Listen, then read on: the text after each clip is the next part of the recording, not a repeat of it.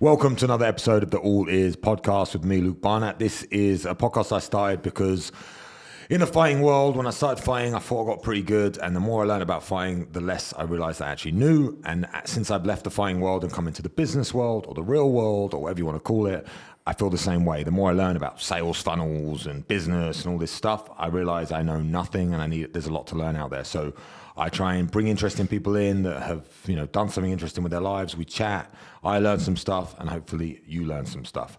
Always start off with a question. So what's harder, growing up as a fat kid and being like chubby, or taking a brick and mortar business and taking it online? I would say brick and mortar business and taking it online, because you've got to deal with people on both sides, but one of them is going to be more emotionally scarring than the other, because by the time you take on a brick and mortar business, you've got the scars that have made you tough enough to do it. Tough enough to do it, Tough enough to do it. But growing up, let's talk about growing up fat, because never happened to me. That was the opposite. Grew up tall, right? I grew up tall, exactly. I was bullied as a kid, but bullied in a different way, because my mum was religious. My mum was Jehovah's Witness, so we never had Christmases, we never had birthdays. So it'd be like, you come to school after Christmas, it'd be like, oh, what do you get for Christmas? I'd be like, nothing. And you know what kids are like. So I was different, and it was tough, but I wasn't fat. So at least I had that on my side. You said to me, I didn't even know that about you, but we were chatting, and you said that you struggle with obesity, and obviously there's a lot of people out there that struggle, and it's now kind of like your passion and what you do with your job, and you help so many different people. So how was that growing up? It was difficult, man, and I think it's many people are going to go through various different things, and I think whatever you grew up with, you probably wanted something different and vice versa. But for me, it was a challenge, and I think it isolated me a lot. I spent a lot of time alone because I was, not necessarily because of the bullying, but because I was more ashamed of myself, and that was difficult. I was never not popular. I had a close group of friends, and I was quite good at melting between different groups. But at the same time, I took a lot of stuff personally. If people were calling me names, if they were doing certain things, I did take it personally. What I was quite lucky with is, because I was such a fat fuck, I didn't really get physically bullied, if that makes sense, because I was bigger and heavier than most people, and I could take a punch, right? I grew up in York the earlier years of my life, down to Devon in the kind of second half of my childhood, and I could take a punch, and people knew that I would also punch back. For all of the things that happened in my childhood, my mum used to say, if someone hits you, hit them back. It's as simple as that. So it left its scars, but those scars have been exactly what turned me into a better adult on many levels, including the kind of solitude and choosing to be alone a lot of the time. That came from that, and that's also been one of my, I think, biggest strengths as I've got older. I think that's something that a lot of people don't realize, and we talk about framing a lot on this podcast, but being like comfortable alone and by yourself is something that a lot of people struggle with now. I think especially with social media and interaction and attention, all that crap. So to be able to like sit in a room and not have to worry about other people's opinions and just be on your own, I think that's like a skill now. I think that's something that people don't actually have, because everyone's like, no one ever sits on their own. No, you're never alone, because you always have your phone. So the moment you're sitting in the room on your own, you look at your phone, you scroll Instagram, you look at X, you look at all the other crap. It's like you're never actually alone. I say this with my wife, like I travel an obscene amount, but we're always together. I'm never away from her, because she can always ring me. My dad, when he was traveling, he used to work on cruise lines, and he'd be away 6 weeks at a time. They call each other once a week. So I feel like that ability to be happy on your own is something that people have struggled with. And maybe I made jokes about it, but being like a fat kid, do you think that's harder now because the bullying, I don't know why we're talking about bullying, but the bullying continues when you go home with social media and all this sort of stuff? Or do you think it was harder back then? Honestly, I think it's probably harder now. I think social media has been an amazing thing for the world on very many levels, in connecting people in various different ways, in allowing people to create money and revenue streams in so many different ways. But it's also, social media has connected everyone, but it's disconnected everyone, which is a really weird thing. It stopped people from having face-to-face interactions, human interactions like this. And I think we've masked what we think is happiness with this fake world, this fake friendship. Oh yeah, these are my friends. No, they're not. You've never met them. You might message them here and there. And I think people are getting lonelier and lonelier because we're just surrounded by this massive activity all the time, and people can't be alone. People really struggle, and I think that in itself is really, really damaging. Psychologically, it's super damaging, because if you, for whatever reason that may be, if you fear being with yourself and dealing with your own demons and asking yourself hard questions, which silence allows you to do. You're sitting there on your own, whether it's sitting on the beach or wherever, and you start to think about the stuff that you should be thinking about. That really, really helps, because if you can't deal with yourself, you'll never learn to deal with other people. I think that's really, really damaging at the moment. You said sitting on the beach because you're fortunate enough to be in Spain a lot and be in Dubai and everywhere else, but maybe sitting on a council estate is the same thing. But I think for me, what I struggle with and why I asked the question, and there's a great answer, and I completely agree that I think we are more disassociated now than we've ever been, and people are more lonely than they've ever been and more depressed than they've ever been. But when we talk about weight and we talk about being fat, the thing that I can't understand is when you were a kid and you were growing up, you didn't have access to the knowledge that you have now. Like if you have a phone, in my opinion, you have knowledge unlimited from people, all these inspiring people that are talking, yourself included, we're going on about exercise and nutrition and how to eat. I always thought that being fat was a gap in knowledge and a misunderstanding of how food worked. And now it's so easy to learn about how dieting and nutrition and exercise and all that sort of stuff. So I feel like surely it should be easier to not be a fat kid now. I think it is, absolutely. But there's two sides to that, right? Is the internet has given us every bit of information we could possibly want at our fingertips in an instant. As we move into AI, that's going to get even easier. But the problem is, we were part of a generation where when you got home from school, you go and play football, or you go and play Kirby, you'd be out in the street, whatever Kirby. it was. Not remember Kirby? Standing on two sides of the road, throwing the ball at the curb. So we used to call it Kirby. But you'd get off your ass and you go and do stuff. And I think we were really, really lucky in that we've had both sides of the coin. We had the physical activity when we were kids, and we had the internet. Whereas I think it's getting more and more and more difficult to encourage young people to get off their arse now, because the world is too convenient. Humans are problem solvers, right? We find ways of making everything more efficient, more convenient for us, but it means that we're getting lazier and lazier and lazier with every generation. So despite the fact that all of the information is at your fingertips to do the right thing or to be leaner or to exercise, the technology is making us less inclined to exercise. It's one of those kind of semi-paradoxical situations in that our progress has caused regress. And I think that's an issue, right? And it's going to be an issue that continues to get a lot worse over time. But so you find that a lot with clients that you deal with. So how do you solve it? What's the steps that you try and implement to them have mechanisms where they think? Because I know we'll talk about fitness and that sort of stuff. Because I remember when I was a professional athlete, training every day, I just couldn't understand how people were fat. I couldn't understand it. My brother, who's also in great shape, he wasn't a professional athlete, he used to always bang on to me about 10,000 steps. And I was like, bro, you don't need to do 10,000 steps. Just go to the gym. Stop being like, no, 10,000 steps, 10,000 steps. Now I've stopped fighting. I've been about 2, maybe 3 years. Started traveling, started boozing, started eating. And now I have gone from having 8% body fat to at the top, I had 26%. Now I'm about 19. It's on the way back down now. But what are the real things that change the dial for you or your clients? Or what do you find? I mean, the main reason that people are not doing what they should be doing, the reason it's all swinging is because people buy into their own bullshit. It's going to be the simplest answer to that, is that we've become a society where we will find a justification for doing the things we know we should feel guilty about. We're aware of it. And there's always, there's evidence to suggest whatever you want to suggest, right? They will be able to find somebody who says, this is bad for you. That's great for you. Now, a classic one with loads of clients is Resveratrol is a supplement that's very, very good for the heart, and it's high, quote unquote, high quantities in red wine. So clients will smash back loads of red wine and say, yeah, but the doctor says it's got resveratrol in it, so I should have 2 glasses a week. 2 glasses a night. I'm like, right, so you've got 700 calories worth of red wine a night, or just a supplement of resveratrol, which is going to have 20 times the amount. We find ways of saying, I know I shouldn't do this, but I'm going to find a reason why I should, and then I'm going to justify it to myself. And the same occurs with whether it's athletes, whether it's trainers. The more knowledge you get, the more reasons you have to do the things you shouldn't do. Me, for example, I'll find ways, I need a refeed. I need a refeed today. I've been dieting hard for a week. I need a refeed. I don't need a refeed at all, but I'll find a way to justify the science to myself. It's human nature, right? We will find ways to do what we want all of the time. And it's not necessarily always the best for us.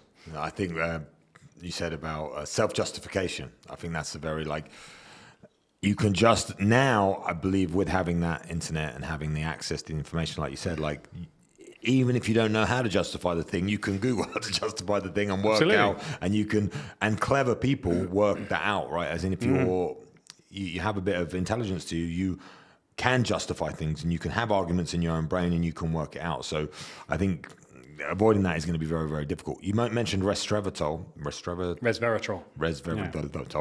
My wife tries to make me take that. She puts it in a thing for me to take. What does it do?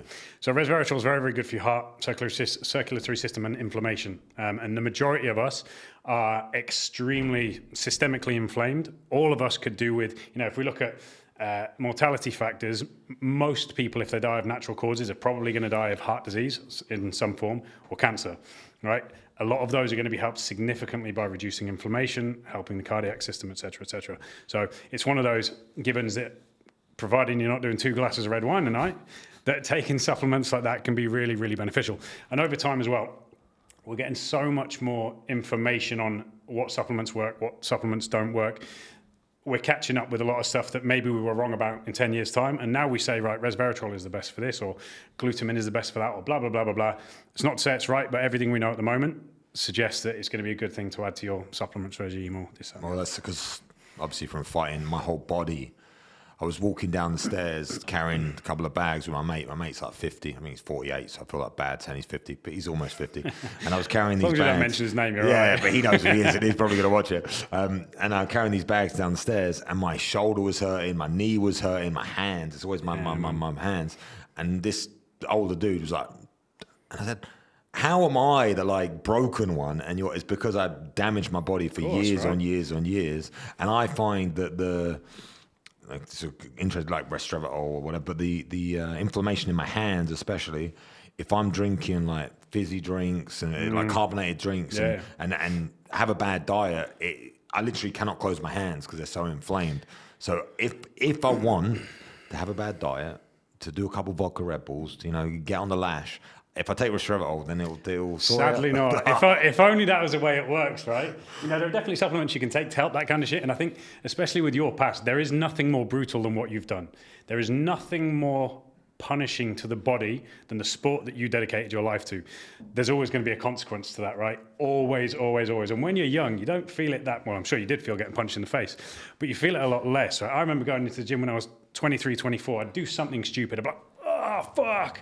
Wake up the next day, I'm like, sweet, I'll train it again. Whereas now, I'll leave the gym, think, I've had a sick workout, wake up the next day, oh, fuck, something's gone wrong, right? Age does that to us. But there are steps you can take. Things like resveratrol, curcumin is amazing for pain relief and inflammation. And high doses of omega-3 fish oil, amazing. These are kind of things that, certainly curcumin and omega-3, everybody should be taking every day, especially someone who's taken the kicking that you have in the past.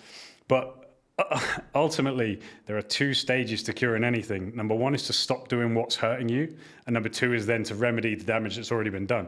This is drinking's a big one. We're all guilty of it, right? A lot of the lifestyles that many of us lead, it's partying, right? Especially as guys, we go around, we travel, whether it's Dubai, whether it's here, whether it's Ibiza. Alcohol really fucks up the system, but it's fun. If you really want to start to fix a bunch of stuff, dropping alcohol for 6 months could do unbelievably positive things for your body.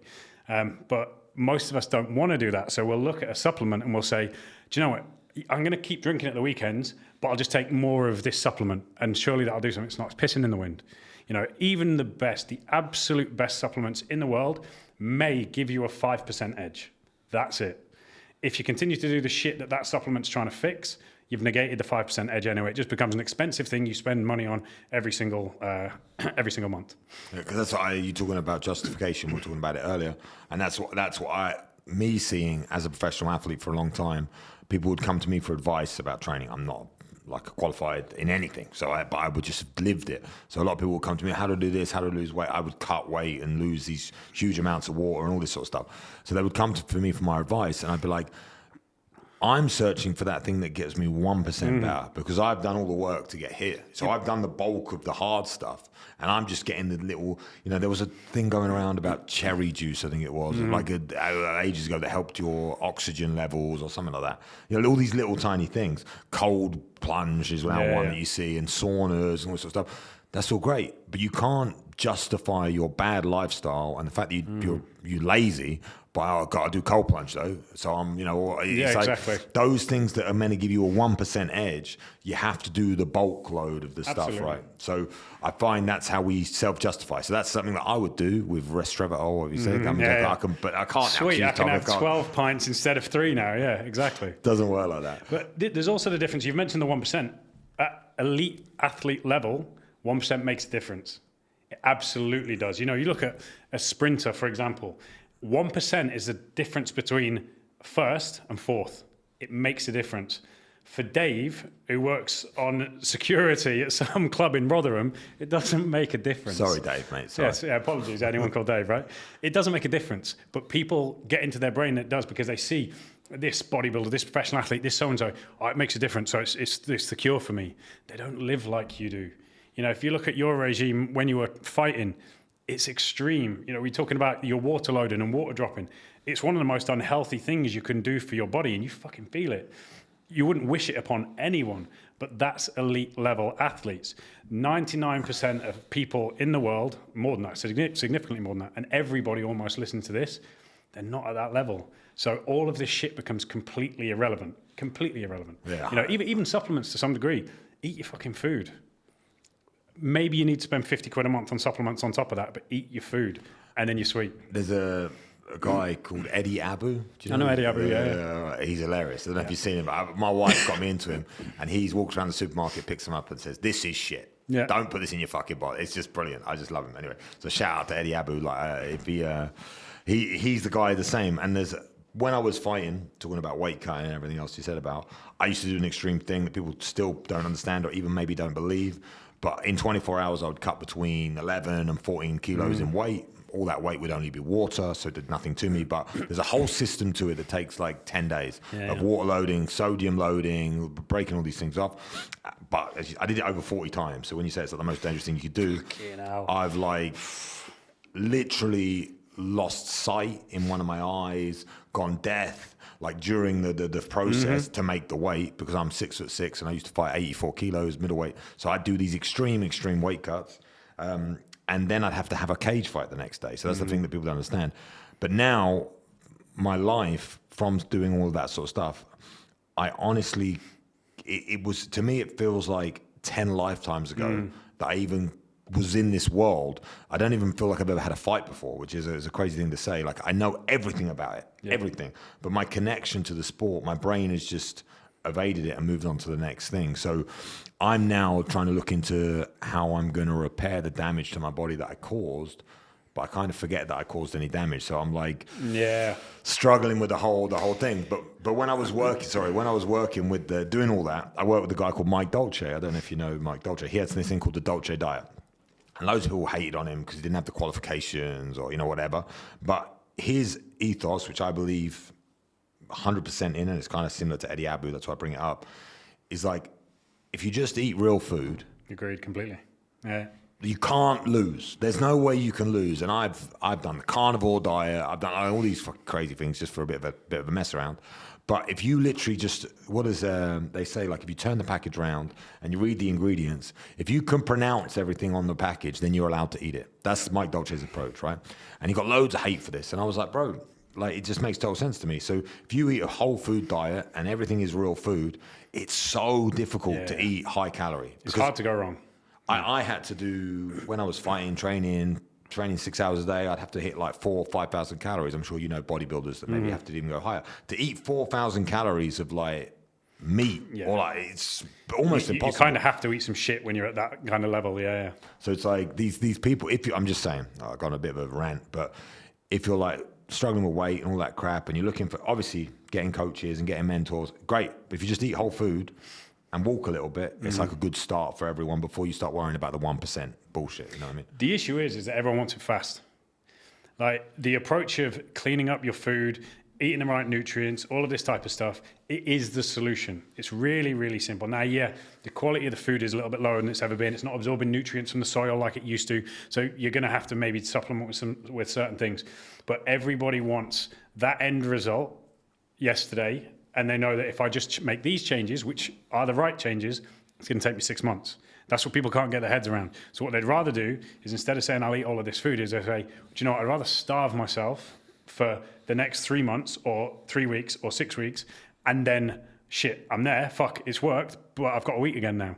And then they just barrel back up. They haven't changed their habits. They've done nothing that's thinking forwards. They've thought, right, I'll do this now. They're not thinking ahead, which is a disaster for everything in life, as we know. No, I think I had a chat with someone recently, and they put on, I was a guy called Pascal in Dubai. He's a magician, sick guy.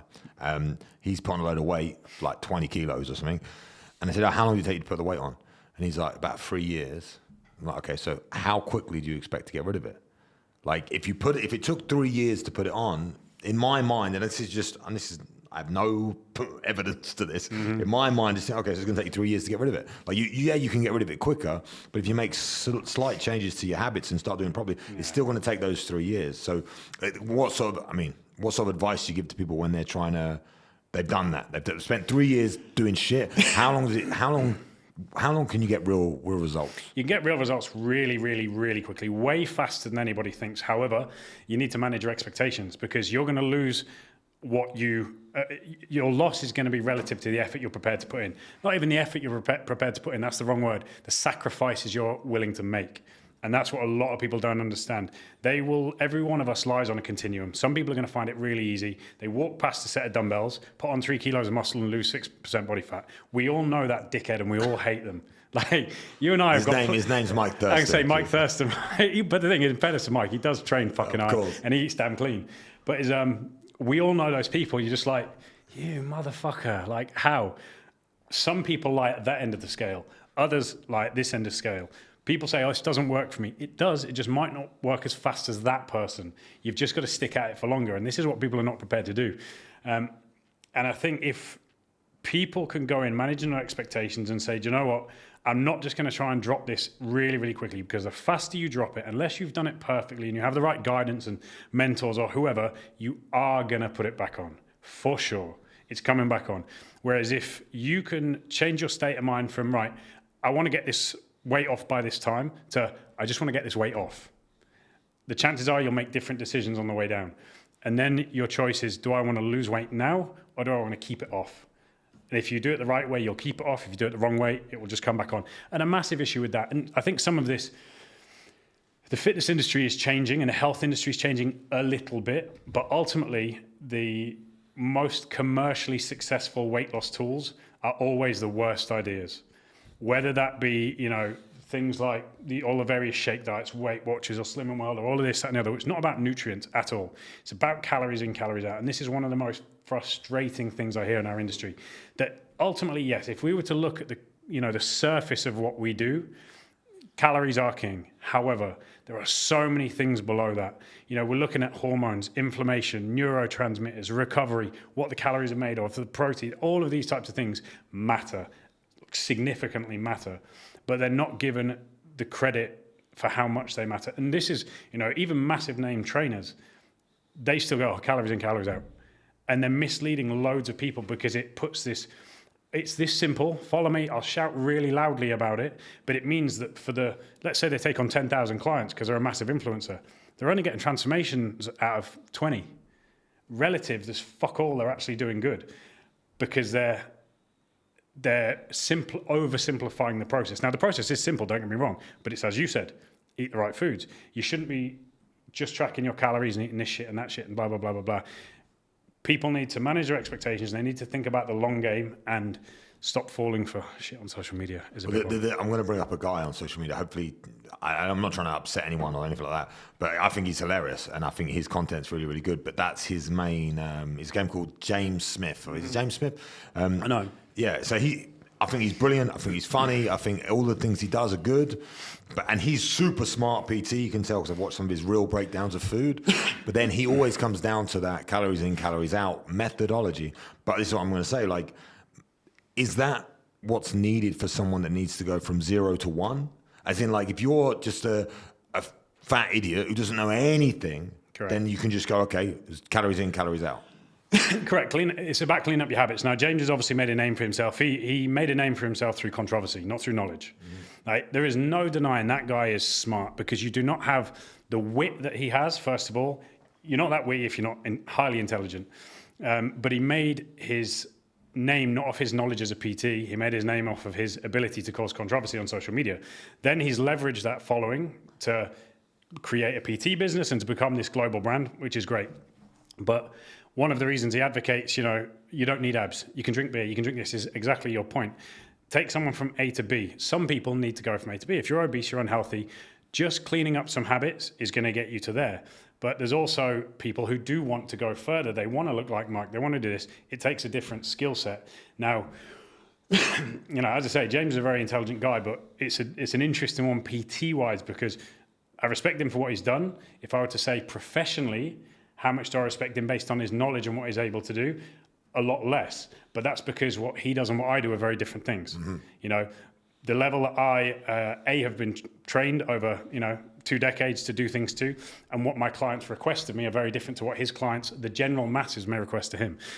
So I say he can't be faulted for what he does, and the guy must be an absolute workhorse, because the shit that he has done in a relatively short space of time has been amazing. But I think we're in different parts of the industry, and that's always going to cause conflict. But yeah, I think he oversimplifies a lot of things, and that removes context. When you take context out of any argument, it becomes dangerous.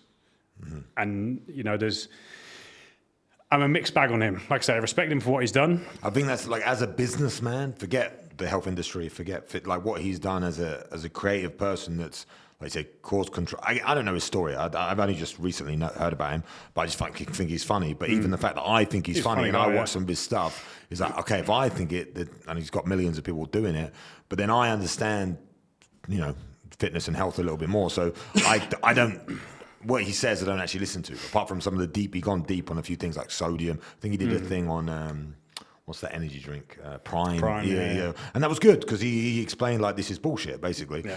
And so I think he does have a bit of knowledge. But I think as a businessman, he's created this thing. There's another guy that he does it with, like this big, ripped black guy. I don't know his name. The Irish guy. Yeah, he's hilarious as well. And they do these stupid videos where you have like the thirst trap women, and then it's brilliant. If you can't find him, you should look him up just to see the jokes. But again, I think the message, the overall message that he sends, I'm not sure it's very good for humanity, if you want to look at it that way. Exactly my point. Anyway, we'll move on from that.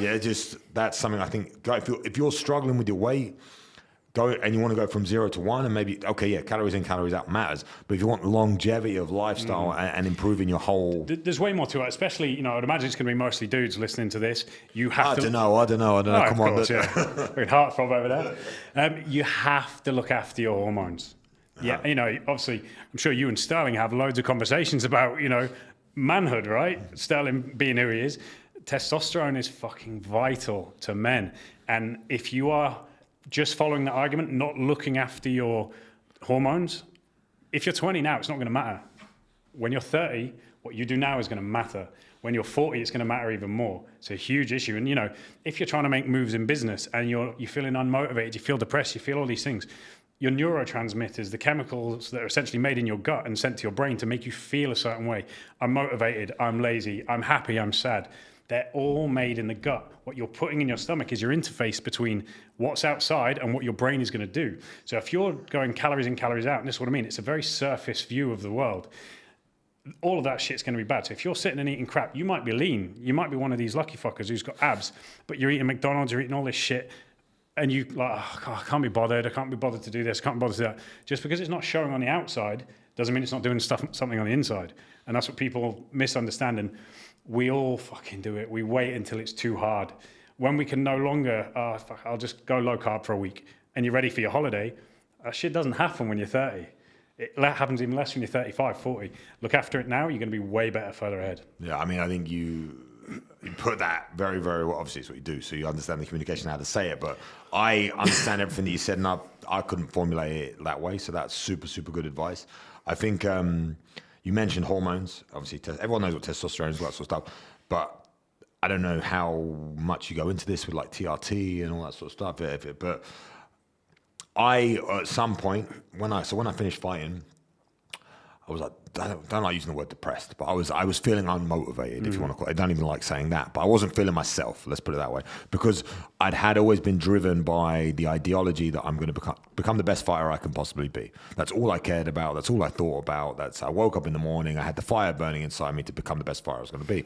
Very, very difficult, a lot of training, a lot of challenges, financial, whatever. Then when that was taken away from me, I decided to stop because I realized I'd peaked and I wasn't going to become one of the best in the world. So I thought, okay, I'll try and do something else. And I felt like low.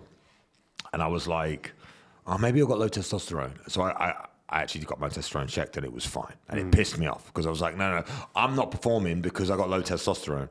But it had nothing to do with my testosterone levels. But I think a lot of people... I've actually got extremely high testosterone, just so you know.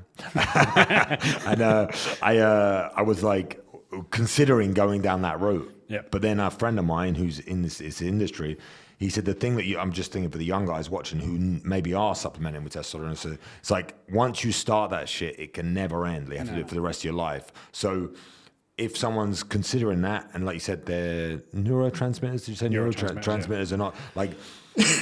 How can you tell that? How do you know? So, I mean, the first thing you said blood tests there. Like, that's the way to check. The issue we're having, very much so with men, is that testosterone is legitimately dropping significantly year on year on year, generation on generation, because, again, quality of foods that we're eating, the way we're living our lives, the amount of shit we're drinking, it is crumbling. However, the body is this just infinitely intelligent machine, and it will do everything it possibly can to keep you alive and make you work properly. If you're sick, it will try to fix it. If you are in a car crash, it will try to heal you. If you have cancer before you need treatment, it will try to heal you. You could be the most morbidly obese, rotten motherfucker on the planet. It will try to keep you alive. Like, it's always trying to make things work the right way. Now, the environment may be changing that, the things we're doing may be changing that, but when you're younger, there are so many different things to do before you start going down the route. And it's difficult, right? Because, again, I know my industry and the way social media is going. All of the guys that are out on social media, all these big names, they're all on juice. It's relatively well known, but it means that back in the day, I remember when I first started training when I was 16, you didn't see anyone on gear. There was maybe one big guy in a gym that was, like, fucking this guy's like a superhuman. He's epic. It was just not in the public eye.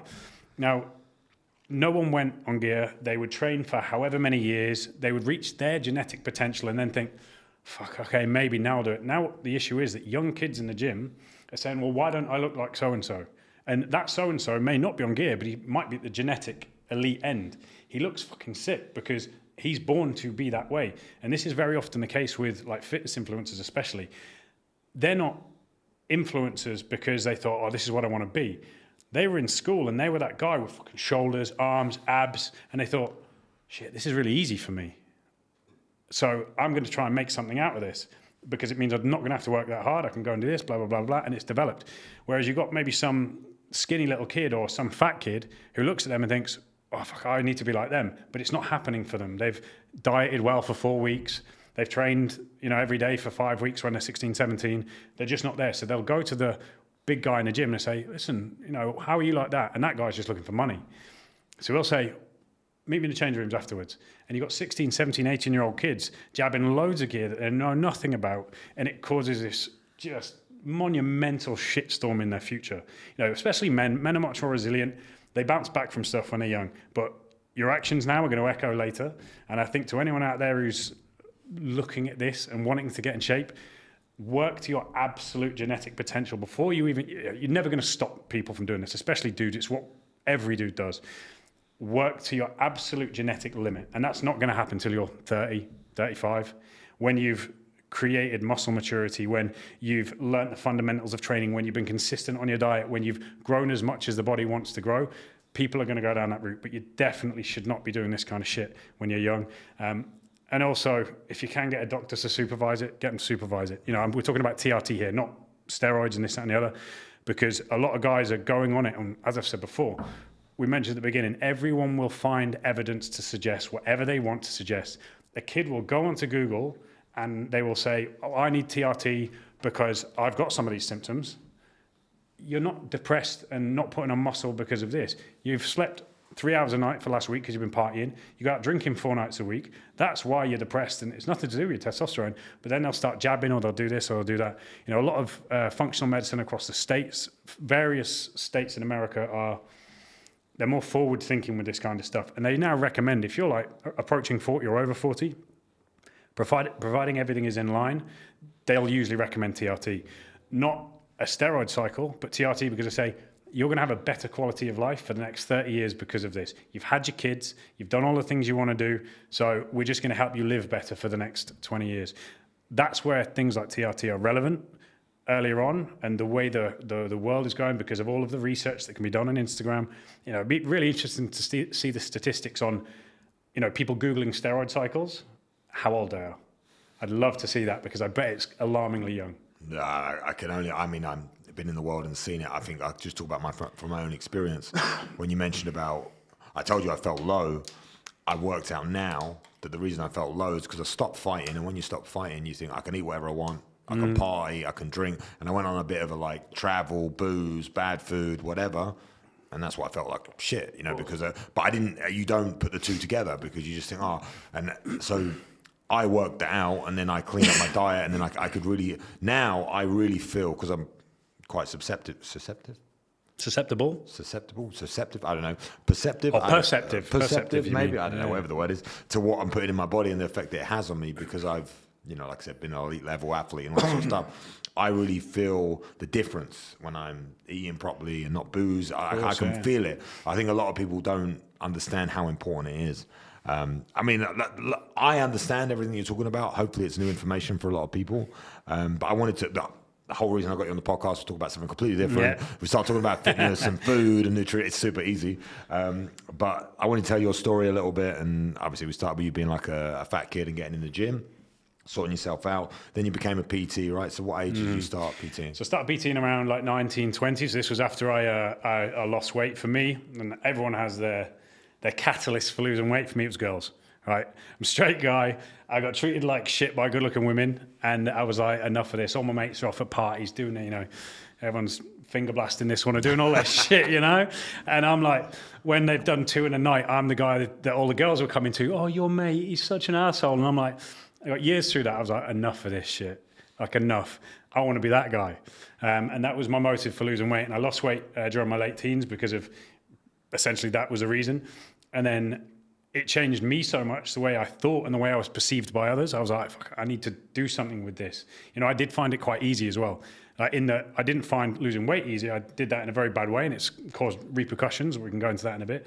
But for me, I was like, I'm good at this. And I know I can help other people do this. And I always had a thought in my brain, like, I want to earn a lot of money. And at the time, PT was not what it is today. It's very easy to earn a lot of money as a good trainer these days. But I was like, I can earn 60 quid an hour doing this job, and I really love it. And that was kind of where I then branched off. I went through various jobs up until that point, working in nightclubs, did accountancy. I even designed underfloor heating for a long time. But I just hated being in an office, And there was certainly a part of my younger years where I thought the only way I'm going to get rich is if I'm working in an office. But then I realized once I was particularly good at training people, I was the one getting results in the gym that I was in. I was like, shit, it's not about where I'm working, it's about how good I am at what I'm doing. And if I'm the best at it, I'm going to be able to charge more. It's going to be easier to get clients. And that kind of led me into PT. Excuse me. So you had varied jobs. I've heard this story a few times from PTs that they hate it. They get on the PT, they do what they love to do because everyone loves to work out, or this pains you do. Then you see the results and the people understand that you can help people. But you said to me, you always wanted to earn a lot of money. Yeah, man. And Pete, like I'd done a bit of, actually, you helped me out. When COVID hit, I was trying to find, I started holding pads and doing one-on-ones because I couldn't travel and make money and all that sort of stuff. And I ended up being at your gym and doing pads. So I reached out to you and said, I need to, you know, so I understand that an hourly rate, if you can charge 100 quid or 200 quid or whatever, you can make all right money. You work 8 hours a day, make 500-800 quid a day. So it can become good money. But we spoke about this, you as a PT, as good as it can be, it's also, you have to work. You have to, I know it sounds like a crazy thing to say, but you have to trade your time to make that money. So you have to physically be there, and you can't grow from that position. If you do 8 hours a day, 6 days a week, and it's like, how do you get any bigger than that, right? Yeah. So you told me that you always wanted to make a lot of money as a young kid. You did a bit of sales, then you went into PTing. What made you realize that this had a ceiling? Yeah, I mean, I think everyone gets there as they get older and time starts to run out. You know, time is this commodity that people value the least when it is the only thing we run out of. And that's really, really important. I think when you realize that the thing you're looking for is not money, it's time. And whatever skill set you hold, if you can find a way to remove the glass ceiling, like if I'm working hour by hour, I can charge 200 quid an hour, whatever it is, but I can still only work, let's say I'm working 14 hours a day, right? I still have a limit somewhere. Whereas if I can say, right, what skill sets are allowing me to earn that? I need to scale this. I need to send this off so I'm not limited geographically. I'm not limited mentally. I'm not limited physically. For me, it was saying there's only so much of me to go around. And I got to the point, I gym floor PT'd for like 14 years, something like that, before I said, wow, right, enough of this. I need to use my skills to do something else, because I'd stopped enjoying it. And this was the big thing for me. It was like, I'd focused on money, so I was giving all of my time for money. And then I realized, hang on, that's not the valuable bit. The money is not the valuable bit. The time is the valuable bit. How do I take what I'm doing now and create something where I've got way more time, but I can make equal or more money? And the smart thing was to say, right, well, how many people can I train in a day? On busy days, maybe I was doing 12 people, right? I'm limited to X amount per day. There's no way I can get past that. What can I create that I've learned from all of these people where I can get to 12,000 people a day? Maybe I'm going to have to charge them less money. Maybe I can charge them the same money. But suddenly the ceiling's been removed. And the path is not, right, we're going to keep going until we hit that ceiling. It's, I can just keep going now. There's nowhere I need to stop. I'll stop wherever my intelligence says, I don't know how to move into this different market or this different market. But the great thing about the more you develop your skill set is that never really comes. That point where you say, shit, I can't really go anywhere, never comes, because for every problem that you've got to solve on the way, you find a new way of achieving something else. As you go up, even through the classes of people, like we've spoken to this, as you get more money, you mix with different people. Different people have different ideas. Different people give you different opportunities. It kind of snowballs.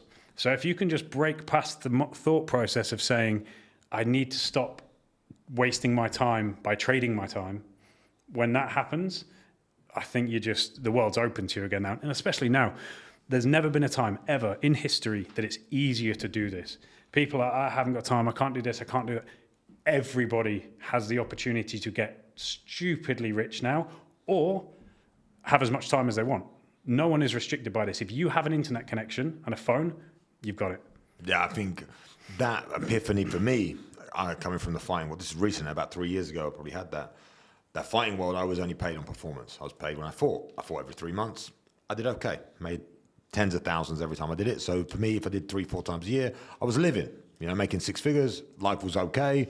And I was so focused on becoming better at that thing to, I think most ever got to, I think I was ranked 20th in the world or 21st in the world was the highest I ever got to. I wanted to be number 1, but I made it to about there.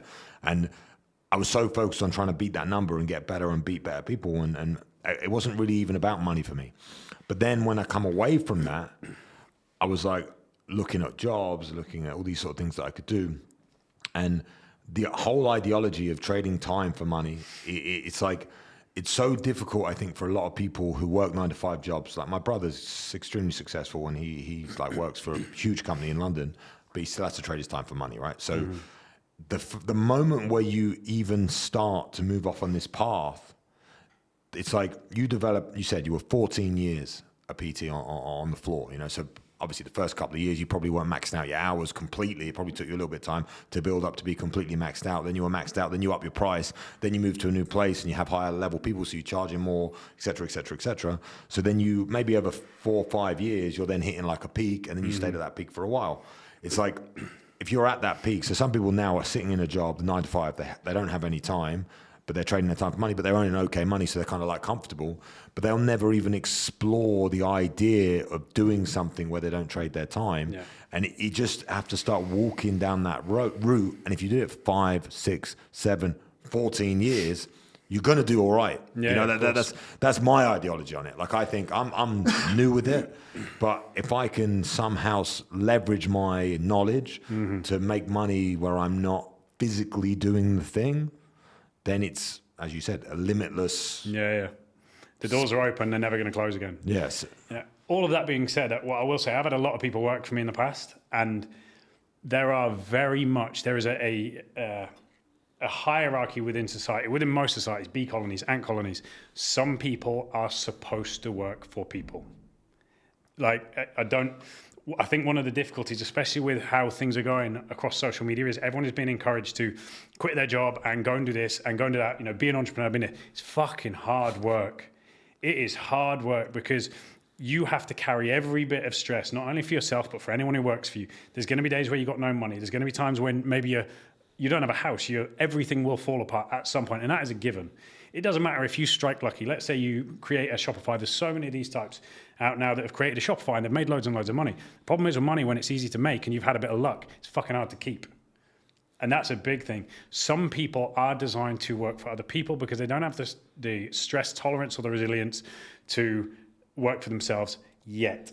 And this is where I think timing comes in, because a lot of people are going to benefit hugely from working for someone and learning the systems, the security. How does this shit work before they just jump in at the deep end?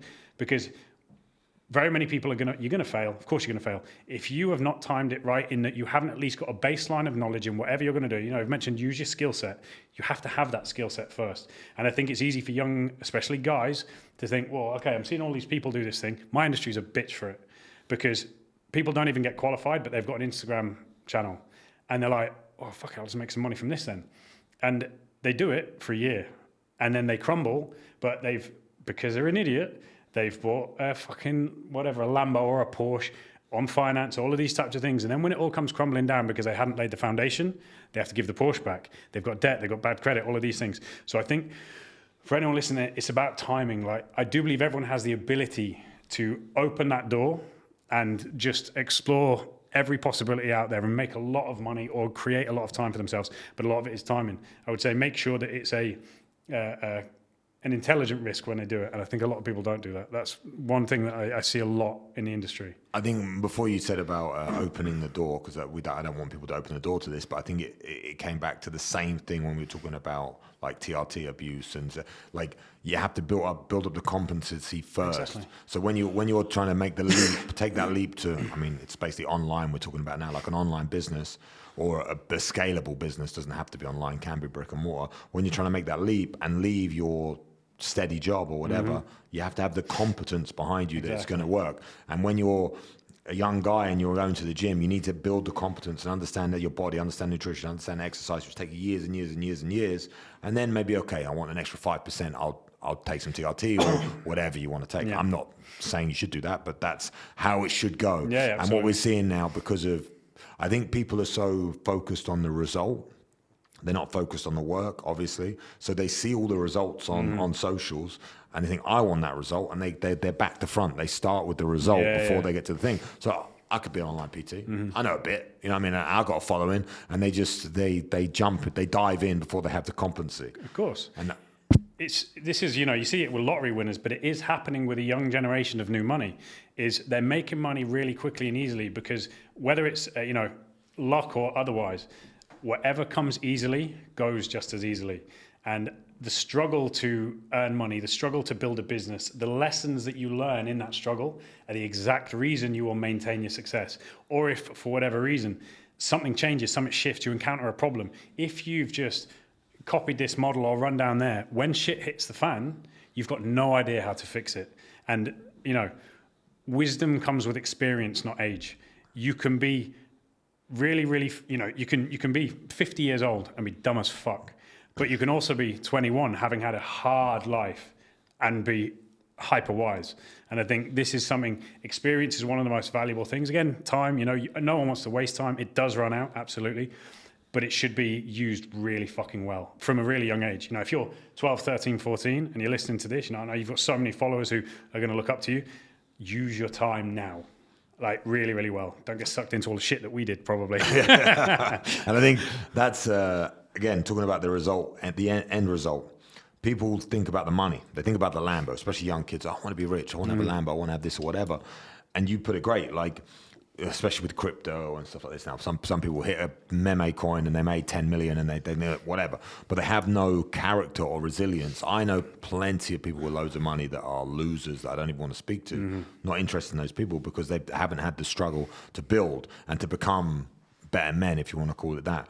But I think because we're now back to front in society where everyone sees the results first and they chase the money, people forget about the experience side of things. I've said this before on a podcast. I'm looking over there because Rocast will know what I'm on about, but I can't explain. Someone put it super well. And it was like, I look at life like two journeys. One journey is like experience and like the internal journey is what I call it, like becoming a better man, becoming more confident, becoming more capable, becoming more competent in your field, feeling more self-aware, knowing yourself better, all these things, spirituality, whatever you want to call it, that people just completely ignore because there's no results, there's no Instagram, there's no money, there's no women, there's none of the stuff the external. So everyone focuses on the external journey, and for the external journey, it can come super quick if you make the right moves or whatever. Comes super quick. You make the money, you buy the car, you do the thing,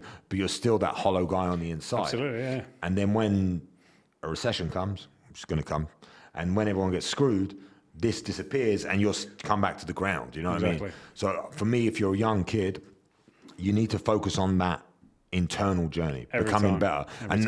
I talk about it, again, I always try and come back to my experience because this whole podcast and everything I say is just my opinion. It's not fact. Nothing's a fact. I think everyone is working on themselves. No one's a finished product. You can look up to people as much as you want. Everyone's still working internally, trying to become better. But I learned the internal journey because of fighting. So I would challenge myself every single day to become a better fighter. Had nothing else, just cared about fighting. And that built my character in such a way.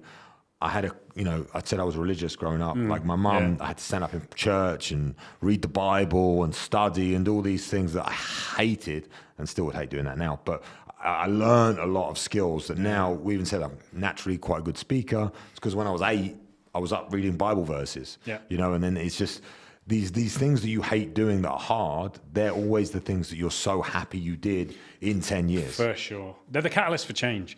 Like desperation, pain and hardship is the catalyst for change. And that works on every level. A universal level, it works on a personal level, a physical level. The reason you go into a gym and break your muscle and hurt yourself is because it grows back stronger. Your brain, the mechanisms are identical. The harder you suffer generally, the more it's going to change you for the positive, and again, you value the problems that you're going to encounter. And that's an enormously positive thing. We spoke earlier about being alone. The ability to value the shit that you think at the time was breaking you and making you worse, I guarantee further down the line, I can't believe we've become the dudes that say, if I know then what I know now, like we're fucking old now.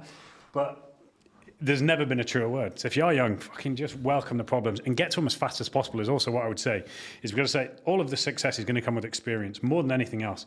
And I think a lot of people are adverse to risk. And even as testosterone is dropping, one of the biggest correlations they found between testosterone and what it actually does for the men is that we take bigger risks. This is why we're dumb as fuck when we're younger. We're climbing trees and we're, lying under the breeze block bike ramp, doing all this kind of shit. We're stupid because of testosterone.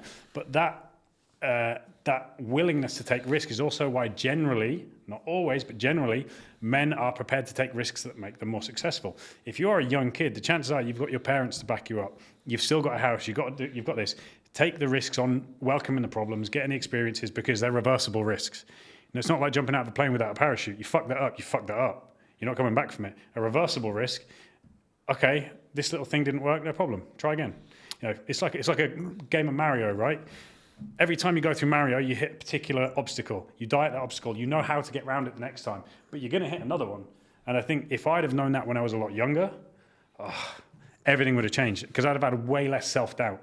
And so many decisions that I talked myself out of or I allowed somebody else to talk me out of when I was younger or made somebody else huge amounts of money. And I don't regret anything, but I reflect on it very often that I should have just been like, fuck it, I was 24 then. I should have just kept pushing for this because nothing bad would have happened on the other side. I think they say, again, I always quote studies and things, but I don't really know them. I just say them as if I do know them. You heard them somewhere. I'm the same. I read them somewhere. Yeah. I think it's, you're at 25 years old, your brain's completely formed, and you actually, as a man, you understand consequences. Mm-hmm. So I know this from fighting, because people would say, like, before you're 25, you would have a cage fight and not think about the long-term consequences to your brain. But once you hit 25, you start thinking, oh, okay, wait a second, if I'm getting there, and you start thinking about long-term consequence. So you were saying about how testosterone makes us take risks, and we don't think about long-term consequences. It's a perfect storm, right? Perfect storm to send a lot of people into battle and try and kill each other and rape and pillage, which is what we used to do biologically. So, for men, everything you said, again, you put things so well. I think the harder something is, the more you grow from it and the better you become. Absolutely. And now we live in a society where everyone is trying to avoid risk and run away from risk and become comfortable and not deal with stress. That's what I was going to do. So, like, I want the most stress, the most problems, the most hardship, the most restless nights. I want all of that. But again, I wish I had that when I was 20. When I was 20, my life was sweet. I had focus, which was I was fighting. All I cared about was fighting. Woke up, no stress, no problems, no whatever. But I was putting myself through a lot of physical stress because of fighting and becoming a better fighter. But if I'd have taken the financial road rather than the fighting road, like as in I'd started a business and I'd taken on the same amount of risk, the same amount of stress, I mean, I'd be a billionaire, but that's a different discussion. And it's like, if you're a young kid, anything you are afraid of, anything, doesn't matter, do it. Run. Like 100%. Run at it, not away from it. Yeah. And that's how character's built. That's how, and because I quit my job. I was working in marketing in London at like 18, 19 and moved to my gym and slept on the floor. I say that probably every podcast because that is the thing that formulated me into the man that I am today. The worst part of my life. Imagine being 18, 19, I think it was 19, 20, meeting a girl, getting on, being around, be like... you want to go bag on the Smith machine? You want to go lay on the floor and sleep with a sleeping bag in a gym that... No, they don't. Yeah. So the sacrifices have to be there, obviously. But and I think... What I was going to say is dealing with stress and becoming a confident individual, they're kind of like intertwined. But for you, you said you started as being bullied and a bit out of weight, doesn't make overweight, out of shape. So how did you cultivate this kind of no fear approach and everything that you've built up?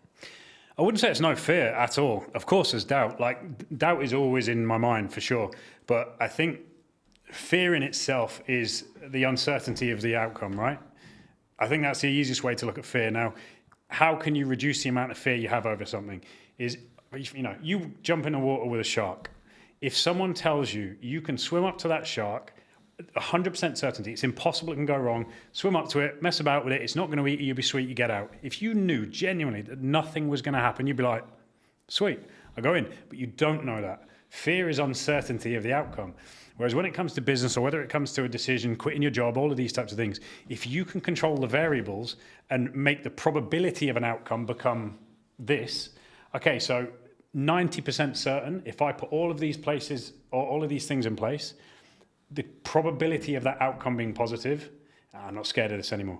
It's gone from 100% scary to 10% scary. You're prepared to do it, and the way to do that is control the variables.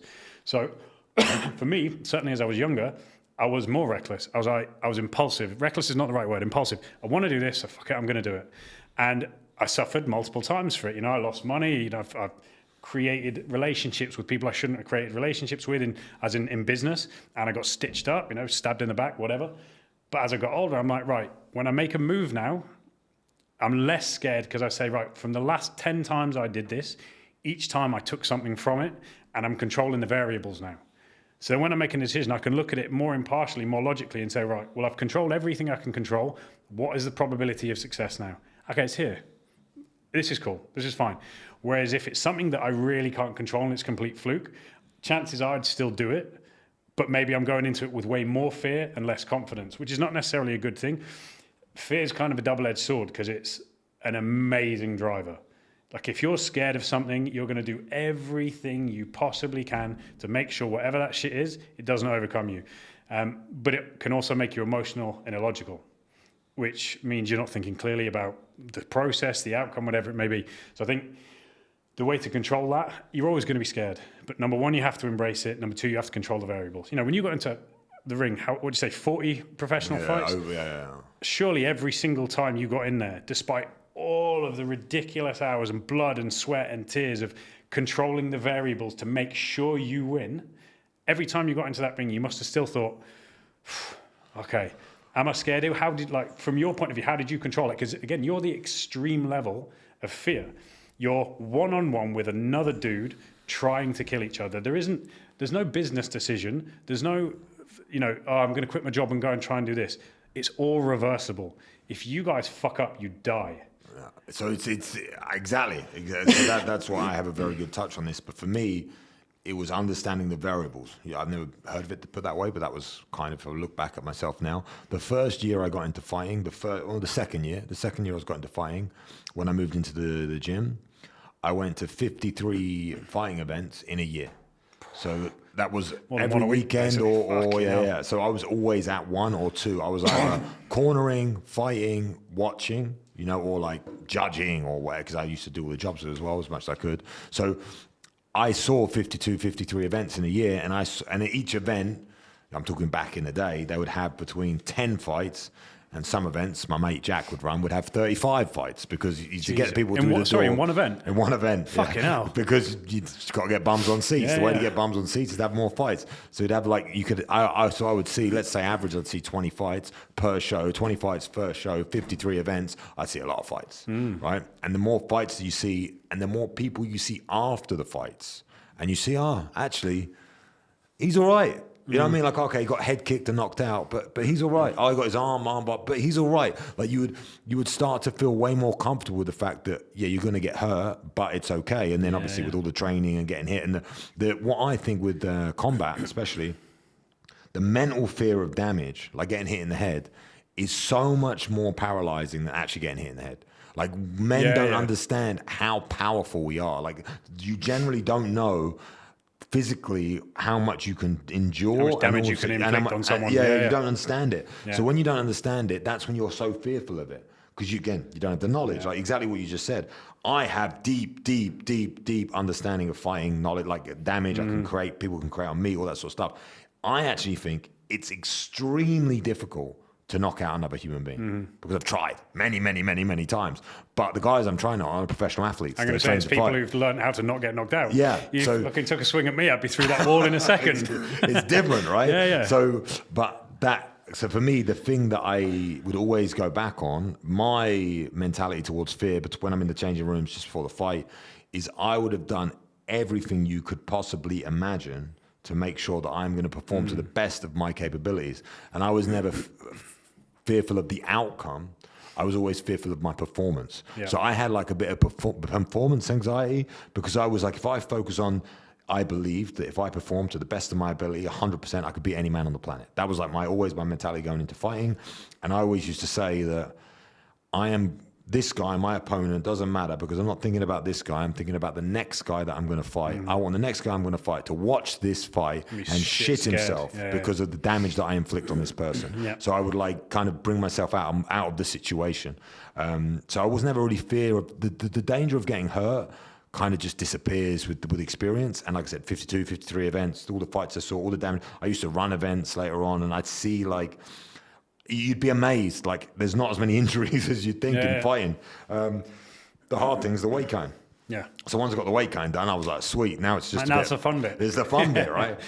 So I think dealing with fear, it's what I did a little talk about this. I think fear and stress, like most of it is made up. Most of it is perception. So it's lack of understanding. And in your own brain, you are thinking about the future, thinking about the past experiences, and you're not in the present moment. So if you're scared of the future, it's like the future's not even happened yet. Why even worry about that shit? Try and focus on today and focus on now. So that's how I kind of look at it. When you said it right at the beginning of that, you're saying the thought of getting hit in the face was way worse than getting hit in the face. Like that is everybody in life. everybody in life is the story we tell ourselves about what's coming is so much worse than what actually happens. 100% of the time. 100% of the time, that's the way it is. And I think when you can get through that, again, it's a difficult one because the realization of that only comes with experience. It only comes with the hit in the face. All right, so time is going to be the big factor in that. But I think if you can learn how to accept that, B, then control the variables based on that fear. In your case, training, learning how to move, learning how to not be where the fist is coming. You can carry that over to so many things in life. And as I say, the sooner you can welcome that kind of pain, the sooner you can get hit in the face, the faster you learn those lessons, which are really valuable. Yeah, I think that anything you talk about breaking up with your girlfriend, right? Let's use that rather than fighting. That's like, I don't want to do it because maybe she and again, you create this story in your mind that it's going to be way worse than it is. Or let's change it to a positive thing rather than breaking up, but asking out a girl, oh, she's going to say this and this, I'm going to be embarrassed because then you just do the thing and they go, no, I'm good. And you're like, oh, okay, that wasn't so bad. Like it's not. Speak to a mate. Yeah. But I'm saying like the story that we tell, and I think we talk about this a lot. But it's like the internal story that you tell yourself about yourself. Once you can cleanse that and you can really have positive internal dialogue and talk to yourself in a certain way, that then just projects out to the world. Absolutely. Because most people don't have positive internal dialogue. The reason they don't have positive internal dialogue is because they have external things that influence it, and they don't spend time alone. Like we said at the very beginning of the podcast, they never sit there and analyze their life and think about themselves, their position in the world, where they are, what they're trying to achieve, who they want to become, and they just react to the things that they see or the things that people say about them or the things that happen in their lives. And by reacting, they're never truly themselves. Of course. So for me, the thing that I do that I think is the most powerful thing that I've started doing, and I've been doing it for a long, long time, but is every morning when I wake up, I try and spend 10 to 20 minutes away from the world, no phone, no whatever. I actually just lay in bed because my wife thinks I'm being lazy and not getting up, but I'm doing something. And I sit there for 10, 20 minutes and I just visualize my day. I visualize what's going to happen. I call it like making a connection with God or with the universe or with whatever, with myself, so that I understand who I am, what I'm going to do and where I'm going to be. And I think I got that from, again, telling the story to yourself. When I had a big fight and I lost, I would be like, because you'd have to sell tickets, you have to sell the whole dream. This fight's going to be amazing. I'm going to do this. You have to sell it all. You get there tonight, you do all the preparation, you put 3 months of your life into it. You get there, it's fight night. Everyone's there to watch you. You go out there and you get beat, which has happened to me multiple times. You then afterwards, you think the people that actually care about me and are in my life, to be in my life, they're around. Right, and it's never, the way I look to them never gets affected by losing. Right, of course. So then you understand that, okay, if I'm happy with myself and I'm happy with my relationships that I have, then the result doesn't actually matter. Yeah, everything else is by the by. It's irrelevant. But I think this is where so many people are so wrong because, you know, the result and the crowd and this, that, and the other, you're like, fuck it, the people that I care about still care about me. This hasn't changed anything. This is where younger generations and generally society now is so fucked up because social media has made us care more about the crowd than the people that you love. In your case, you know, when you were fighting, we're now like, I need gratification from them, not you. Whether it's the relationship, the misses, the brothers, the sisters, the best mates, we've kind of lost that. These are the people that matter. These are the people that are going to make it okay. Now we say, yeah, no, I know you think it's okay, but these 1,000 people that I've never met in my life and I never will meet don't think it's okay. So that's a problem to me. Yeah, I think that's where the disconnect, we said, like more people are more lonely because they abandon their actual community, their circle, for this bigger circle that actually they're never going to meet, they're never going to fuck about, means nothing to them. And there's a guy that said this, don't know his name, don't know anything about it, but he said, like, when you die, the people that come to your funeral, your wife, your brother, your mother, maybe your mother's the only one that you could take out the equation. Like, they're going to go, they're going to cry, they're going to give thanks, they're going to give a speech about how amazing you were. I mean, I think I'm going to have a long line of people giving speeches about how amazing I am. Yeah. This guy was a fucking legend. Exactly. And then they're going to get in the car, they're going to get a phone call. Oh, your mortgage is due, this is going to happen, blah, blah, blah, and they forget about you like that, and life goes on. And it's like because of the social media and the world that we live in now, you are basing your life and your decisions on the the 1,000 people or 10,000 people or 100,000 people that are following you that you're never going to meet, and even your internal community and your internal circle that you speak to every day and you consider your closest best friends, when you're gone, they don't give a fuck. They literally don't. It's not their fault. It's just human nature. It's human nature is so the thing, if we move on. You're not doing things with your life because this person would judge me or because they would feel bad about it, or it's. I think it's one of the most regretful things on deathbeds. If you speak to people that are about to die, they say, I wish I'd been true to myself rather than every to time.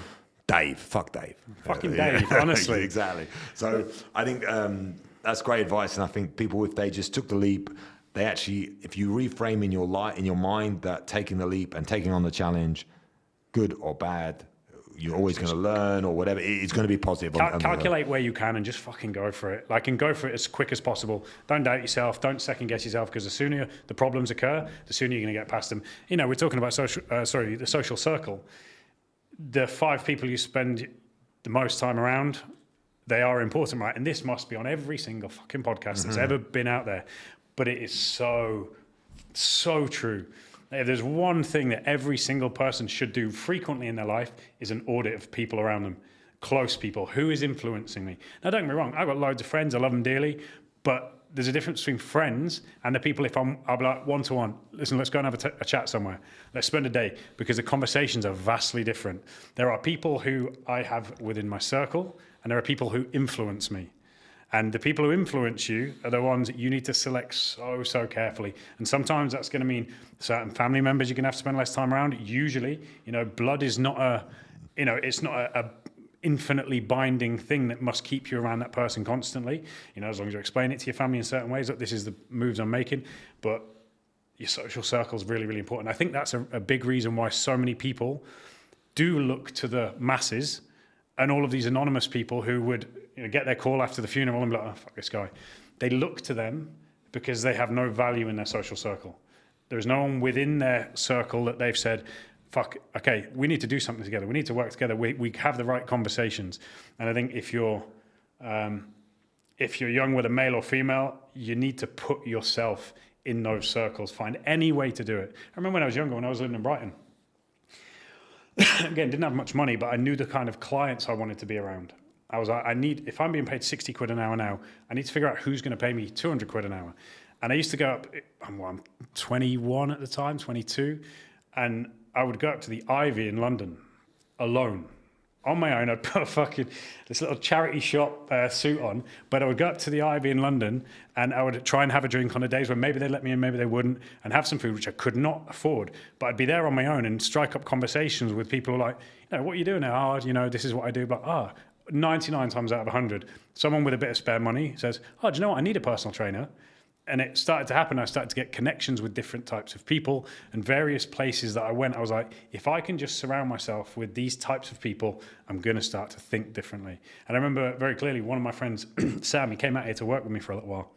And there was a barber shop over here. When it first opened, it was like 220 quid a month, which was, at the time, for their membership, it was probably 20% of my salary, 15% of my salary. And he's like, what are you doing? And I said, the people that are going to be in here paying this money are the people I'm going to be able to take to the gym and make a lot more money.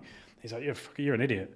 Sure enough, within a week, 15 extra clients in the gym. I was like, okay, it works. These things work if you put yourself in the right social situations. And I think, when you've figured out how to be yourself and you've spent some time alone, you understand who you are, you're going to be far, far better at dealing with a level of people that maybe at the moment are out of your reach. And I think that's super important to be successful long term.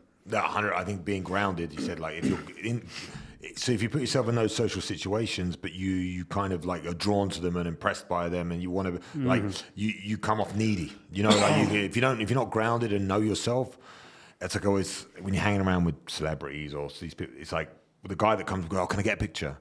It's like, you are never going to be friends with that guy. Yeah. It's never going to happen. Sorry, bro. So you might look up to him the most, but just keep yourself grounded and knowing yourself. I think this is like my superpower, if you want to call it that. I could be with anyone in the world. Maybe The Rock is the only one that I might be a bit of a fanboy for. But it's like anyone in the world, and I've been with these people, and I'm just like, cool, nice to meet you. How you doing? Because I know my value as a person. They're still humans, man. They're still just humans. They're just at a different stage to you, or they've gone down a different path. You mentioned Richard Branson earlier, and I'm certain it was in one of his books, where he said, wherever you go, act like you've been there 10 times before. Like, don't go into first class and start taking photos of you in first class. Just fucking sit down, have your drink, get on with your work. And enjoy the experience. And Precisely. And then you internalize that. And then, because there's this whole ideology about if you want something, then you need to feel it and you need to do it. So if you want to buy a new car, or then you should go on a test drive. But if you go on that test drive, or if you fly first class, I mean, first class is a waste of money. Just fly business. Trust me. Yeah, I agree with that one completely. Fly in business, and you want to feel it, and you haven't got the money, but you spend the money because you want to feel what it's like, and you go on that business flight. Don't take pictures. Don't act like just act like you've been there before. Yeah. And, you'll that will open up the channels of conversation to the guy next to you. Yeah, who you can learn from. Exactly, and that's what you're doing it for, and that's what you're there. And I think I'm big on affirmations and positive talk, and one of my affirmations is I own every room that I walk into. So like, doesn't matter where I am, who I'm with, what I'm doing, I'm the guy. Don't care about anyone else. Do you find that a little bit easier because every room you walk into, everyone else is a midget? But a lot of people think that. But I think the crazy thing is, through my eyes, I forget that I've ever had a fight and that I'm 6'6". I literally forget. Like, it doesn't even register in my mind. And everyone says that to me, and I'm like, because I had this thing for a long time where people used to think I was scary, right? What's the thing, like, because if you walk into a room and you need a chair, most blokes are probably going to be like, oh, fucking hell, if he asked for my chair. but as I'm saying, the people think I'm a scary guy, and I'm the nicest. You're not at all, But I'm a bit like resting bitch face. You know what I mean? Like, I've got like resting bitch face, but it's because I'm in my own little world. And if someone said hello to me, I'm super nice, friendly, polite. Yeah. But I look and I come across, because I come across like a dick. And it's also been conditioned into you, right, as a fighter. You can't walk into a ring looking like a softie. You can't do it. Your approach to any room, any place where there are other people is always going to likely be the same. It's habitual now. Yeah, it becomes habitual. So I'm saying, I think with the affirmations and doing the business class thing or getting in the car, like, then it becomes habitual. It becomes like a thing that you are that guy. And they say, like, it's the fake it till you make it mentality. I don't believe 100% in fake it till you make it, but I believe the ideology is there. If you put yourself in those positions enough, and you take the risk of spending the money, and you spend the money on this thing that you really can't afford, but as long as you're doing it with intention to grow, and you're not trying to just flex and do some bullshit and trying to, like, as long as you're trying to grow from the experience, you will take away so much from it. So I think, I mean, what hairdresser is 220? Is that here in Marbella? Yes, it used to be called the Barber Club down the road, and it was, I think when they first started, you get a membership, it give you X amount of perks for 250 quid a month or whatever. And initially when it launched, like, it had anyone who was relatively important in Marbella here. So I was like, fuck it, yeah, because I need these people in the gym as clients. And, so it paid off. Yeah, 100%, 100%. All right, let's I think we've been going forever. So, Marcus, how long are we going? 1 hour and about 16 minutes. Okay, so anyone who's got to this stage, well done. Impressive, nice. But we've been banging on, so it's been good. Let's round it back up and come back down to your business now and what you do, because, like, there's a lot. I think there'll be a lot of PTs watching, fitness guys watching that are going in, like, or brick and mortar guys that are trading time for money. How did you transfer? Because I know the bare bolts, nuts and bolts. Went from being a personal trainer, then you start working underneath someone in a gym. You ended up taking over that gym, and now you run that gym. But then you've transitioned from not just running a gym and being a business owner, but then taking that online, right, or something along those lines. So you'll explain it a lot more eloquently. I mean, I think a lot of it, like many things, is you can't connect the dots going forwards, but it is a natural progression. Things just start to fall in place. When you've one-to-one PT'd for 14 odd years, you've created a whole bunch of programs that do exactly what they're supposed to do. It's a waste having those programs sitting in a computer. It's the same as developing life experience. If you're a mindset coach or whatever it happens to be, you've developed a load of skills and a load of resources more than anything that are wasted if they're not being shared. And I think that's really, really important. So for me, I was looking at, and I vividly remember when I set the first version up, I was, actually went back to the UK. It was at Christmas time, and I love Christmas. That's why it broke my heart when you said you didn't really celebrate Christmas. I'm a proper Christmas fiend. But I was sitting in a house back in the UK for 3 weeks, pissing it down with rain, obviously Christmas in the UK, but I was alone for the whole 3 weeks. And I'm just like, right, I need to move somewhere. I was frustrated, I was unhappy, I was pissed off. I'm like, what can I do with this? And this was, online training was not a big thing back then. We're going back, when did I set that initial one up? 2015 maybe? And I was like, right, sitting on my computer thinking, right, what can I do better to earn more, blah, blah, blah. And I'm going through all of these files, and every program I ever wrote is sitting in this folder, and I'm thinking, no, maybe I can sell the programs. How do I do that? Like, do I put them into a book? Do I do this? And I'm thinking, hang on a minute. Why don't I just find a way of selling each program individually to as many people as I possibly can? Like, I know these ones worked. I know these ones didn't work. So then I sat down and I was like, right, if I'm not able to one-to-one coach someone, what are the problems I'm going to come up against? Why are they not going to get results? Because it wasn't a case of, right, just make a load of money. I still want to deliver, because my name and my reputation was more important to me than just saying, like, throw out loads of programs, get it done. So I looked at, right, I know these are the 50 programs that I wrote, or the 50 clients that I got the best result out of really quickly. Everything just seemed to work. These were the programs that, for whatever reason, I had loads of problems with. And I sat there for 3 weeks going through them. Maybe this was it, bam, bam, bam, bam, bam. And then combined them into a bunch of programs that I was like, right, if I were to give these programs to a 55-year-old mother of 4 or an 18-year-old female who's just getting into training, would it work? So I took all of these things and tried to create the best possible programs I could from all of the experience I had, and said, right, now what I need to do is get this out to as many people as possible where I don't have to one-to-one physically coach them. I've created what I believe to be the best program. I then need to say, this can't be on me. I need to price it in such a way that it's valuable to people, and they say, okay, it's worth this, but at the same time, if they're having doubts, they think, do you know, it's also not really worth cancelling this, because it's a resource that is valuable to me, even though I'm not using it right now. And that was kind of the step towards, shit, okay, suddenly I'm not restricted to, Marbella or Dubai or London or blah, blah. This can go anywhere. So then I put it up on Facebook initially, because Instagram wasn't enormous, or certainly my Instagram wasn't enormous then. The results that were coming in from it were ridiculous from a huge scope. So, putting the work in and taking all these programs to create a great one, the results that were coming in were ridiculous. And this was the important part about making sure I wasn't just trying to make money. I was delivering something quality, because then the program started to sell itself. People were telling their friends the amount of marketing material that was coming in. I was like, fucking, this is picking up quickly. This is going. So then obviously the more money that came in, the more I tried to develop. I didn't just go and randomly spend it. I thought, right, what do I need to spend on this to develop it more and develop it more and develop it more? And don't get me wrong, I had some mishaps within it. I remember I hit a bit of a ceiling, because what I'm not good at, I'm a great technical trainer. Like, I know my job inside and out. There are not many people who know more than me about what I do. And I genuinely do believe that. I'm a shit marketer. I am a shit marketer. So the results that were coming from it only went so far if I couldn't get more eyes on them. So I was like, well, where do I need to go with this? Anyway, I ended up going into partnership with a marketing company. They were a marketing company based in Spain. Long story short, if you've ever done business in Spain, don't ever do it. I got royally stitched up. They were siphoning money out of the back of the program, a lot of money. And then in order to get them back out of the business, I had to pay them off based on Spanish law and blah, blah, blah, blah, blah. So basically the whole thing collapsed again. Went back in, rebuilt it all from scratch. Instead of it being, I actually gamified it. And this was, again, long before anyone else gamified this shit. It was on a website where, you couldn't move to the next week unless you'd done all of these bits. And it was really, really effective. But then I had to go back to scratch and then rebuilt it up. It started doing really well. And I went back in. I got asked to go back into the company that I used to work for, the biggest PT company on the planet, to build something similar for them, which I then did. But again, it was a case of, I'd hit a ceiling. Our paths had converged and we both wanted to go in different directions. So it was time for me to then break off and do it again, which I've now done for a third time. But each time I've done it, I've learned more from the previous time, which has made me go in, if I look at how long it took me to build up first time versus how long it took me to build up the third time, they're worlds apart, absolutely worlds apart, because of the lessons I learned each time. And that was basically the path between, bricks and mortar gym and thinking, I love this. It's a passion project. That gym has got literally my blood, sweat, tears. I lived in it during COVID because, we had to, at the time I was working for a larger business and we had to deliver content. There was no one else working across the globe.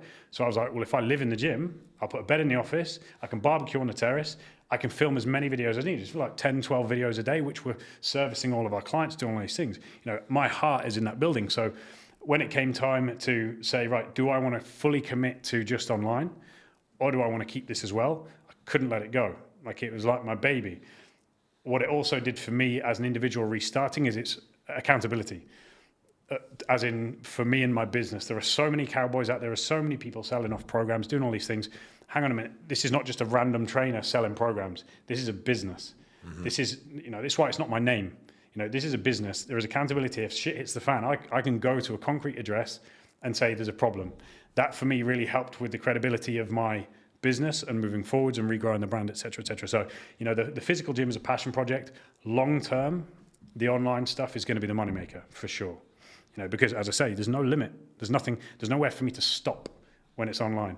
What's going to limit me is my ability to market the product and my ability to develop the product. But again, the better the product gets, the more money you make, you bring in people who are better at what you're shit at. And that's my plan, right? The perfect business partner is someone who does all the shit that you're terrible at, and vice versa. So that's a long-term plan. And you Alex Hormozy? Yeah. Have you read his books and everything? Because you described something, because I'm reading his second book. Is his second? I don't know. $100 million, not offers, whatever, leads. And you describe basically literally something he talks about, which is when you offer so much value in your product, other people sell it for you. Mm-hmm. So you basically said that you're terrible at marketing, so you can't do the other stuff, but you managed to get it off the ground because your product had such high value that people would talk to about each other, and that's how a lot of people grow. Exactly. So something that he says to do is when you sell a product, you should get them to recommend it then when they make the purchase. Super, super clever. Well, they've got the most belief in it, right? Yeah, before they've even done it, get them to recommend it, and then you can get a percentage off. So I thought that was genius. But Hormozy gives away all of his stuff for free now because he's like, wedged. All the money in the world, right? And I think that every product, and this is the same especially with online products and subscriptions, but also any product, and why it's such a good move to try and get those referrals immediately, whether you incentivize them or not, is every single thing you've ever bought has diminishing utility. You buy a car, the first week you have it, you're like, fuck, this is fucking amazing. But a year later, it's the same car, you care less about it. You're less enthused by it. Every single program, everything you can ever buy or sell has diminishing utility. The longer you have it generally, the less you give a shit about it. So if you can get it while the iron's hot, right, it works. It's the smart thing to do. People think this is the most valuable thing in the world to me right now, which is why I've just paid for it. You all need to do this as well. It makes sense. It does make sense. He's a very clever guy, isn't Alex. Very.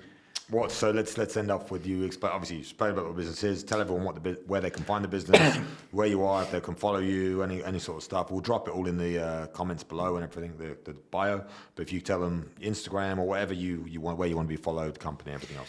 Yeah, so my Instagram is at Elliott Upton. That's Elliott with 2 L's and 2 T's. The gym, the Marbella gym, is at Elements Gym Marbella, and you're basically going to see everything you need to see there. Everything else is kind of self-explanatory once you land on my page. You may have to sift through your mum jokes and some other random shit, but some of the stuff on there is fairly valuable. Okay, so you get some value. Okay, awesome, Elliott, mate. Thank you very, very much. Thank you, man. I said, we'll put everything in the bio. All good, and might be the longest podcast I've done. So, there we go. Set a record. Nice. Nice one.